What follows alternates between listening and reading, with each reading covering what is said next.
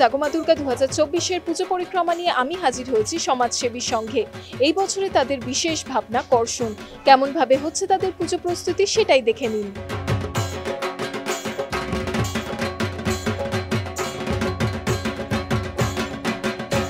আমাদের মেইন যেটা কনসেপ্ট হচ্ছে কর্ষণ, মানে আমরা চাষটাকে এবারে গুরুত্ব দিচ্ছি। কারণ আমরা দেখছিলাম যে আমাদের যে শিল্পী রাজু সরকার, ওর ভাবনা হচ্ছে যে এই যে আস্তে আস্তে আবাসন বেড়ে চলেছে এবং দেখা যাচ্ছে যে শহরতলি ছড়িয়ে পড়ছে আরও গ্রামের দিকে এবং সেখানে প্রচুর আবাসন তৈরি হচ্ছে চাষের জমিতে।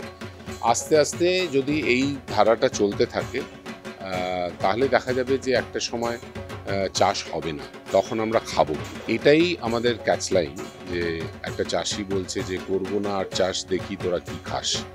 তো আমার শিল্পীর যে ভাবনা সেটা হচ্ছে যে এখানে মা অন্নপূর্ণা রূপে, গ্রামেরই একটি মেয়ে, আমরা এখানে অজস্র ঢেঁকি, লাঙল এগুলো রেখেছি, যেটা গ্রাম বাংলাকে মানুষকে মনে করিয়ে দেবে। কারণ আস্তে আস্তে আমরা এই শপিং মল বা এই কংক্রিটের জঙ্গলে এমনভাবে ঢুকে পড়েছি এবং ডেইলি লাইফে আমরা বুঝতে পারছি না যে আমরা নিজেদেরই কীভাবে ক্ষতিটা করছি। কারণ আমরা খাচ্ছি ওই ফাস্ট ফুড আর এসি ছাড়া থাকতে পারছি না। তো আমরা আমাদের লাইফ মানে লিভিং স্টাইলটা চেঞ্জ হয়ে যাচ্ছে। তো গ্রামটা আমাদের ভিত্তি, আমাদের রুট, সেটা ভুলে গেলে চলবে না।